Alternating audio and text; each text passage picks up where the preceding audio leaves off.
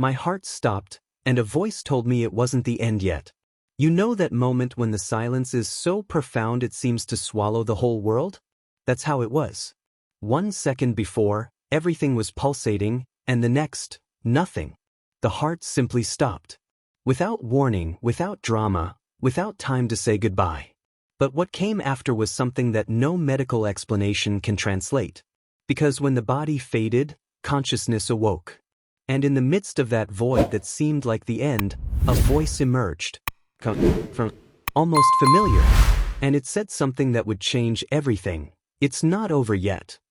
It was then that I realized, death wasn't the final point, it was just a comma in something much bigger. What you are about to hear is not a story about the fear of death. It's about what happens when life gives you a second chance, and forces you to see everything in a completely different way. If you've ever wondered if there's anything after your last breath, stay until the end, because what comes next will shake everything you believe in. Like the video, subscribe to the channel, and come along with me, because this story doesn't end where everyone thinks it does. My name is David, I'm 60 years old, and throughout my life I've always considered myself an ordinary person. I worked hard, built a family, faced challenges like any other man of my generation. I never believed in miracles or supernatural experiences. I always had my feet firmly on the ground, trusting only in what I could see and touch. But what happened to me one Tuesday afternoon completely changed my view on life, death, and the purpose of our existence. It was a seemingly normal day. The sun was shining brightly that summer afternoon, and I was in my backyard, doing what I've always loved, tending to my little garden. The rose bushes were beautiful that year, and I felt proud of the work I had done. My wife, Maria, was inside preparing lunch. The smell of home-cooked food filled the yard, mingling with the fragrance of the flowers. It was one of those simple moments that make life worthwhile. Suddenly, I felt a strange pressure in my chest. At first, I thought it was just tiredness. After all, I wasn't 20 anymore, and carrying bags of soil and fertilizer wasn't as easy as it used to be. But the feeling got worse. The pressure turned into pain, a sharp pain that radiated to my left arm and up to my neck.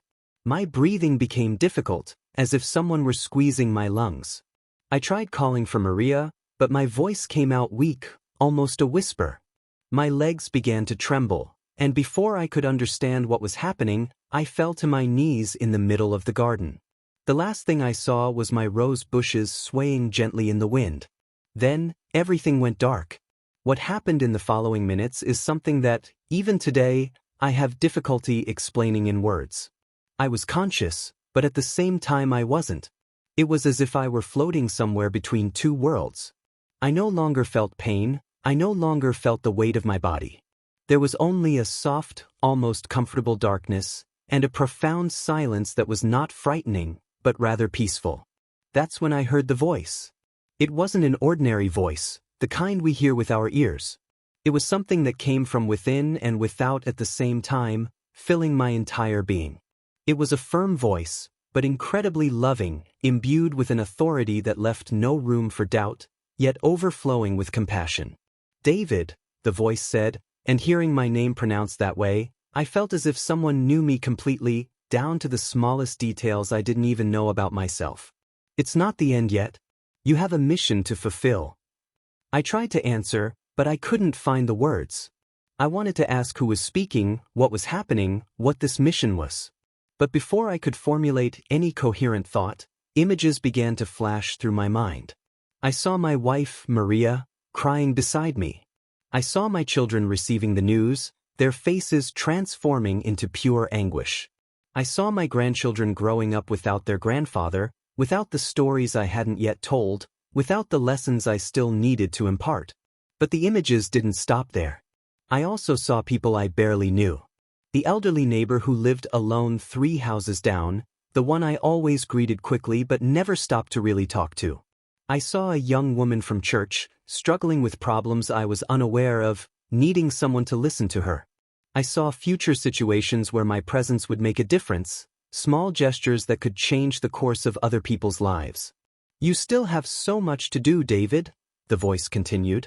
There are still hearts that need to be touched by your words, there are still hands that need to feel your support, There is still love that needs to be shared. This is not the end for you. Come back. And then I felt a powerful force pulling me back. It was like being sucked into an irresistible current. The soft darkness gave way to flashes of light, and suddenly the pain returned. My chest burned as if it were on fire. I heard distant voices approaching, shouts, hurried movements. Someone was pressing hard on my chest, causing even more pain. I opened my eyes and saw Maria's face above me, tears streaming down her cheeks as she performed CPR, a technique she had learned years ago in a first aid course. I never imagined that knowledge would be used on me. In the distance, I heard the sound of an ambulance approaching. The paramedics arrived quickly. I was conscious, but too weak to speak.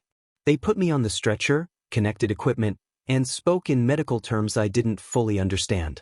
Cardiac arrest, ventricular fibrillation, defibrillation. The words echoed around me as I was carried to the ambulance. At the hospital, the doctors told me I had suffered an acute myocardial infarction, popularly known as a heart attack. My heart had literally stopped beating for a few minutes.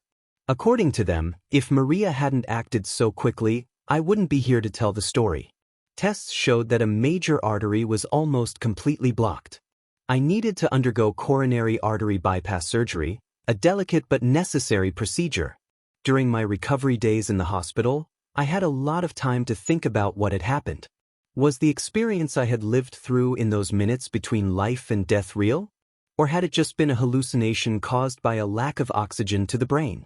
The doctors, always pragmatic, tended to explain everything through science. They talked about endorphins, about how the brain reacts in extreme situations, about near-death experiences that had already been documented. But for me, the scientific explanation didn't matter. What I had felt, what I had heard, had a weight of truth that no theory could diminish. That voice, that message, those images, all of it had transformed something inside me. I had been given a second chance, and now I knew I couldn't waste it. When I finally returned home after 2 weeks of hospitalization and cardiac physiotherapy, I looked at everything with different eyes. The rose bushes in the garden, which I thought I would never see again, seemed more beautiful than ever. Maria's smile, my children's embrace, my grandchildren's laughter, everything took on a deeper meaning. I had been snatched from death, and now every moment became precious. But I knew that simply being grateful for the second chance wasn't enough. The voice had been clear, "You have a mission to fulfill." I then began to seriously reflect on what that meant. What was that mission? What should I do? I started with the basics, with the things that were within my reach. I remembered the elderly neighbor I always saw but never stopped to talk to. One day, I knocked on his door with a cake that Maria had made. His name was Antonio, and he had been a widower for 3 years. I discovered that he spent his days alone, without family nearby, struggling with loneliness which, according to him, hurt more than any physical problem. We started having coffee together twice a week. For me, it was just coffee and a chat. For him, it was the reason to get out of bed on those days. At church, I looked for that young woman I had seen in my vision. Her name was Julia, and she was going through a deep depression after losing her job and ending an abusive relationship. I'm not a psychologist, nor am I trained to help people with problems like that, but I could listen. And sometimes, that's exactly what people need, someone to listen to them without judgment, without trying to solve everything, just to listen. I connected Julia with a support group at church and became a sort of father figure to her. Today, months later, she is back at work and rebuilding her life. I also began to value my own family more. I realized that, over the years, I had let work and daily worries consume so much of my time that I forgot to truly be present. Now, I have dinner with Maria every night without my cell phone on the table, talking about the day, about dreams, about memories. I take my grandchildren to the park every Saturday, teach them to fish, tell them stories from my childhood. These are simple moments, but it is precisely these moments that build legacies. The experience also made me reflect on the very nature of life and death. For 60 years, I lived as if death were something distant, an abstraction that happened to others, but not to me. That afternoon in the garden showed me that the line between life and death is incredibly thin. We can cross it at any moment, without warning. And that's no reason to live in fear, but rather to live with intensity and purpose. Today, when I look back, I see my life divided into two chapters, before and after the cardiac arrest. The David before was on autopilot, living just to live, following routines, letting the days go by without truly absorbing the richness of each moment. The David after understands that each heartbeat is a gift, each sunrise is an opportunity, each person who crosses our path is a chance to make a difference. I continue tending to my garden, but now I do it with more care for my health, respecting my limits. The rose bushes continue to bloom, and each rose that blossoms reminds me that the beauty of life lies in cycles, in rebirth, in the ability to start again even after almost reaching the end. I know that one day my heart will stop again. And this time, perhaps the voice won't tell me to come back. But when that day comes, I want to be able to look back without regrets. I want to know that I lived fully, that I loved deeply, that I genuinely helped. I want the people who remain to feel that my presence in their lives made a difference. The message I received that day, "It's not the end yet," wasn't just about having more time to live. It was about having more life in the time I have left. It was about waking up from the slumber of routine and realizing that each of us has an important role to play in the grand tapestry of human existence. Sometimes our mission isn't to save the world or accomplish great feats. Sometimes it's simply having coffee with a lonely neighbor, listening to someone who needs to be heard, hugging a grandchild, holding a spouse's hand. If you are reading this story, perhaps it is because you too are searching for a deeper meaning in your life. You don't need to wait for your heart to stop to understand that life is precious and full of purpose. Each of us has a mission, small or large, that only we can fulfill. And this mission is usually not in distant places or in great heroic deeds. It is in the small daily choices of being present, being kind, being authentic. My heart stopped, but today it beats stronger than ever, not physically, but in the sense of being more alive, more awake, more connected to what truly matters. And if there's one thing I've learned from all this, it's that it's never too late to start over, to change direction, to become the person we were meant to be. The voice told me it wasn't the end yet, and it was right. In fact, it was only the beginning of a life lived with purpose, gratitude, and love. And that, my friends, makes all the difference. The first few months after my hospital discharge were a period of profound transformation. Not only physically, with cardiac rehabilitation and the new medications that were now part of my routine, but mainly emotionally and spiritually. I was a different man, and everyone around me noticed it. Maria watched me with a mixture of relief and curiosity. One night, as we sat on the porch watching the sunset, she held my hand and said, "You've come back different, David." It's as if the person who was beneath all those layers of stress and worry has finally emerged. Her words touched me deeply because she was right. For years, I had built an armor of responsibilities, financial pressures, and social expectations. The cardiac arrest had shattered that armor, exposing the man I truly was, or rather, the man I should always have been. I started a diary back then. I'd never been much of a writer, but I felt an urgent need to record everything that was happening to me, all the reflections that arose, all the changes I was implementing in my life. Writing became a way to process the experience, to give meaning to the inexplicable. On the pages of that simple notebook, I poured out fears, hopes, memories, and dreams. One of the first things I wrote was about fear. Yes, I was afraid. Afraid that my heart would stop again. Afraid of leaving Maria alone. Afraid of not fulfilling the mission the voice had mentioned. But I learned something important about fear.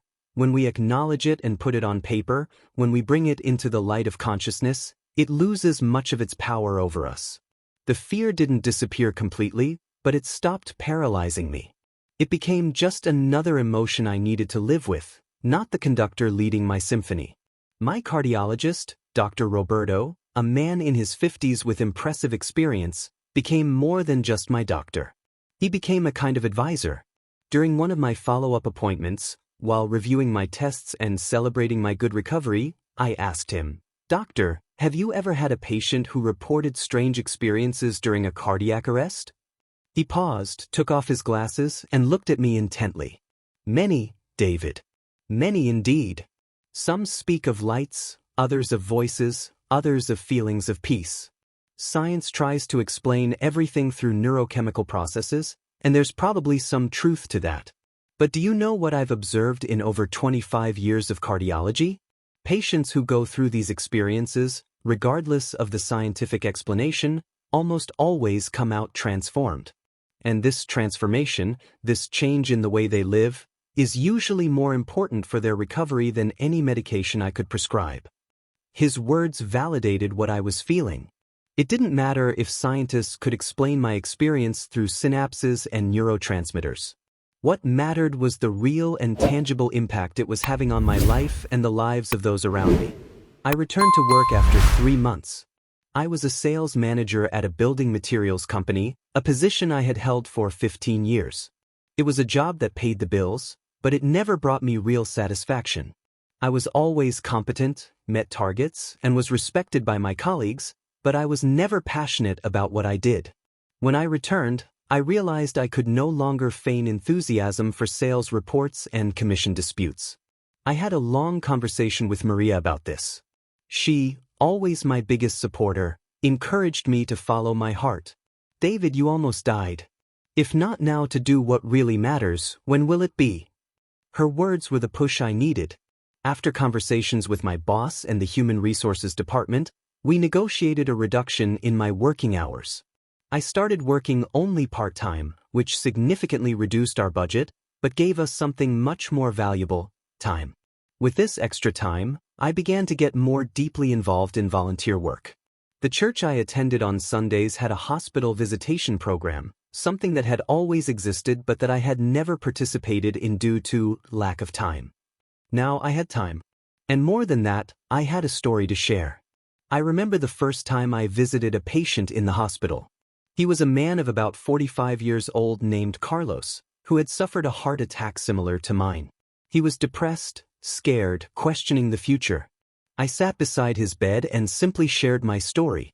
I talked about the fear I felt, about the experience I had, about the journey of recovery. I didn't try to give easy answers or unsolicited advice. I just shared, human to human, survivor to survivor.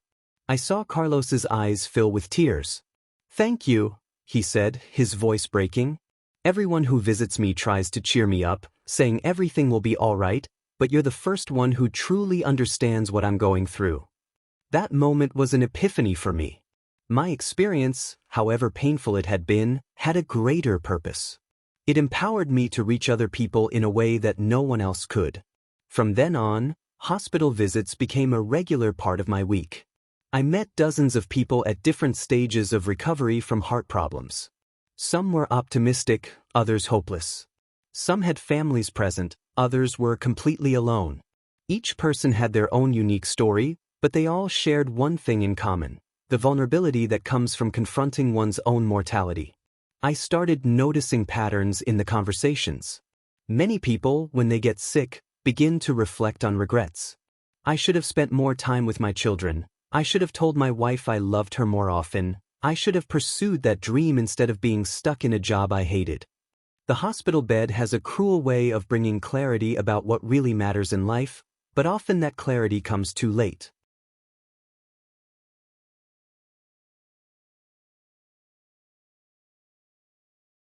This inspired me to start something new. With the help of the hospital chaplain and Dr. Roberto, we created a small support group for heart attack survivors. We met once a week in a hospital room. It wasn't formal or structured at all, just people sharing experiences, fears, victories, and challenges. Some brought spouses, others came alone. There were sessions where we cried together, others where we laughed until our stomachs hurt. One of the group members was a 58-year-old woman named Beatriz, who had survived a cardiac arrest while driving. Miraculously, she managed to pull over before collapsing, and a passing motorcyclist, who happened to be a nurse, helped her until the ambulance arrived. Beatriz had a fascinating perspective on the experience. She said her cardiac arrest was the fire alarm of the soul, a loud and clear warning that she was living life wrongly, prioritizing the wrong things, neglecting what truly mattered. Through Beatriz, I met other people who had had near-death experiences. A 72-year-old man named Francisco had drowned as a young man and also reported hearing a voice. A 30-year-old woman named Paula had survived a serious car accident and described seeing a light. Each story was unique, but there were common threads connecting them: a feeling of peace, a review of life, the message that there was still something to do, a purpose to fulfill. These conversations led me to a deeper exploration. I began reading about near-death experiences, about spirituality, about different religious and philosophical traditions that address death and the purpose of life. I read books by authors such as Raymond Moody, Elizabeth Kubler-Ross, and many others who had studied these phenomena. I discovered that millions of people around the world had already gone through experiences similar to mine. What fascinated me most wasn't the explanations, whether scientific, religious, or philosophical, but rather the consistent impact these experiences had on people. Regardless of culture, religion, or background, those who underwent near-death experiences often returned with transformed values. Materialism decreased, compassion increased. Fear of death diminished, appreciation for life increased. Egocentrism decreased, sense of connection with others increased. This got me thinking, do we really need to get so close to death to learn these lessons? Can't we wake up to what really matters without having our hearts stop first? I started sharing these reflections in the support group, and eventually, some people suggested that I write something more formal, perhaps a book or lectures. The idea initially frightened me. Who was I to write a book or give lectures? I wasn't a doctor, a psychologist, or an expert in anything. I was just an ordinary man who had gone through something extraordinary. But then I remembered the voice. You have a mission to fulfill. Perhaps part of that mission was precisely that, to share these lessons with a wider audience. I started writing more seriously.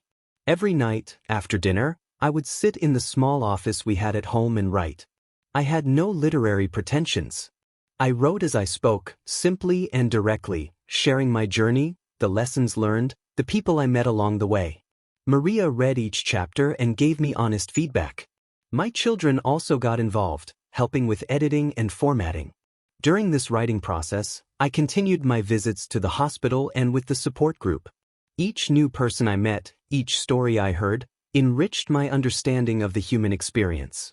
I met a 28-year-old man who had suffered a heart attack due to a rare genetic condition. He was distraught, questioning why something like this had happened to him so young. I shared with him that the question, why, rarely has satisfactory answers, but the question, what now, always opens up possibilities.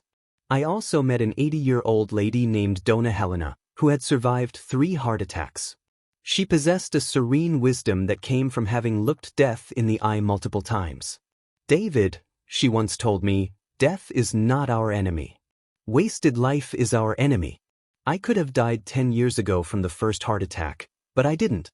So I decided that each extra day would be a bonus, a gift I wouldn't leave unopened. Dona Helena's words resonated deeply with me. She had articulated something I had been feeling but hadn't yet been able to express so clearly. Each day after my cardiac arrest truly was a bonus, an unexpected gift. And like any gift, it deserved to be opened carefully, fully appreciated, and used meaningfully. My relationship with my children also deepened during this period. I had 2 children, Lucas, 35, married with 2 daughters, and Marina, 32, single and career-focused. Before the cardiac arrest, our relationship was good but superficial. We saw each other on special occasions, exchanged occasional messages, but rarely had truly deep conversations. After what happened, something changed.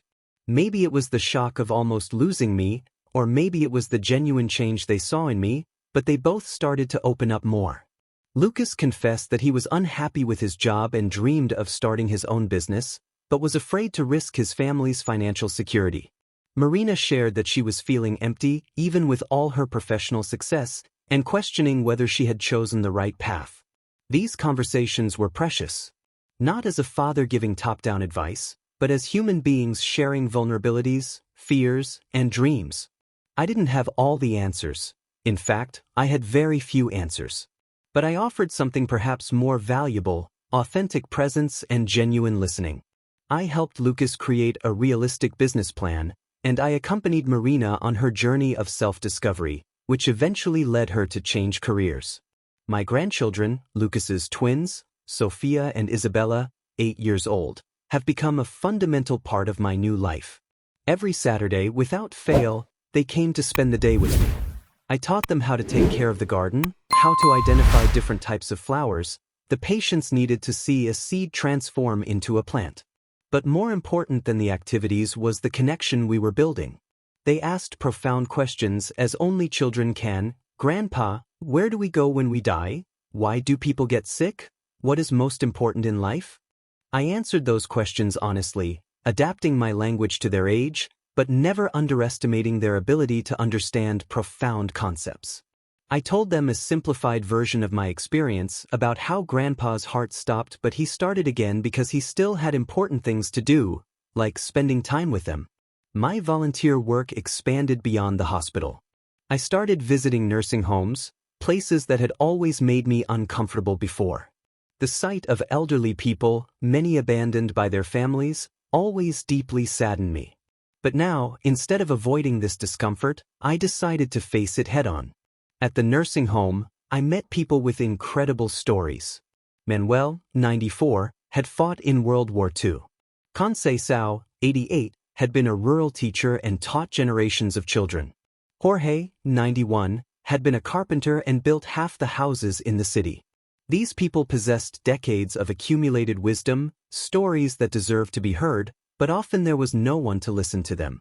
I started an oral history project at the nursing home. With a borrowed camera and a lot of goodwill, I began recording the residents' stories. It wasn't anything professional, but it was authentic. People lit up when someone showed genuine interest in their lives. They shared childhood memories, love stories, regrets, hard-won wisdom. One of the most touching moments was with SCU Manuel. He had spent 70 years carrying the guilt for things he had to do during the war. He had never spoken about it with anyone, not even his late wife. But that day, with the camera rolling and me simply listening without judgment, he finally opened up. He cried like a child, releasing decades of repressed pain. In the end, he thanked me and said, "I feel like a weight has been lifted from my shoulders. I think I can die in peace now." SCU Manuel passed away 3 weeks later, sleeping peacefully. At the funeral, which was small because he had no living family, I shared some of his stories. The few people present, nursing home staff and some volunteers, were surprised to discover the hero who had lived among them without their knowing. These experiences taught me something profound about human nature and the meaning of life. I realized that we all have a fundamental need to be seen, heard, and validated. We need to know that our lives matter, that our stories have value, that we will leave some kind of legacy, however small. The modern obsession with fame and public recognition may simply be a distortion of this basic need. We don't need millions to know us. We need a few to truly know us. We don't need to leave behind monuments or fortunes. We need to leave behind love, positive memories, perhaps a few lives touched in a meaningful way. My book, which initially was just a personal therapeutic project, began to take shape. It wasn't a literary masterpiece, but it was honest and came from the heart. I shared the manuscript with some members of the support group, and the response was surprisingly positive. Several people said they saw themselves in the pages, that those words articulated feelings they had but couldn't express. With Marina's help, who had connections in the communications field, we managed to self-publish the book. We weren't expecting much. Maybe a few friends and family would buy it, maybe some people from the support group. But something unexpected happened. The book started circulating. One person bought it and recommended it to another. Someone posted a review on a heart health blog. A local radio station invited me for an interview. I won't lie, the attention made me uncomfortable at first. I wasn't used to it and I wasn't seeking the spotlight. But then I realized it wasn't about me. It was about the message. It was about all those people who were going through their own crises, their own near-death experiences, literal or metaphorical, and needed to hear that they weren't alone, that there was hope, that transformation was possible. I started receiving emails and messages from people all over the country. One woman wrote saying she was considering suicide but, after reading the book, decided to seek help. A man said he was so consumed by work that he had forgotten to live, and the book helped him reassess his priorities. A couple said they were on the verge of divorce, but the reflections on love and presence inspired them to give their relationship another chance. Each message touched me deeply. Each story confirmed what the voice had told me: you have a mission to fulfill. The mission wasn't grand in the traditional sense. It wasn't about directly saving lives like a doctor or changing laws like a politician. But it was about touching hearts, offering perspective, reminding people of what truly matters. And that, I realized, was more than enough. The talks started to come up. Initially in small groups, a church here, a service club there. Then there were companies interested in employee wellness programs, hospitals wanting to offer perspective to heart patients, schools wanting to talk about life purpose with students. I never charged for these talks. It wasn't about money. It was about sharing the message. One of the most memorable talks was at a tech company where employees, mostly young people in their 20s and 30s, were facing an epidemic of burnout. They were working 14, 16 hours a day, sacrificing relationships, health, and well-being in the name of making a difference or changing the world through their apps and platforms. I shared my story with them. I talked about how I spent years prioritizing work over life, how I thought that one more sale, one more bonus, one more recognition would be the key to happiness. I talked about the moment when all of that became irrelevant, when my heart stopped. In the end, it wasn't professional successes that crossed my mind. It was the faces of the people I loved, the shared moments, the memories of genuine connection. There was silence in the room when I finished. Then a young man raised his hand and, with tears in his eyes, said, "I was ready to give it all up. I was exhausted, depressed, questioning whether it was worth continuing. But you showed me that the problem isn't the work itself, it's how I've neglected everything else. Thank you for helping me see that before it was too late." Moments like this constantly reminded me that my experience, however painful it may have been, had a purpose. Every person touched, every life redirected, every heart that began to beat meaningfully again, all of this validated the message of the voice. It's not the end yet.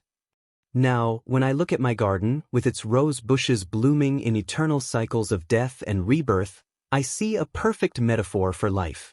We all go through winters, periods of dormancy, hardship, even symbolic death.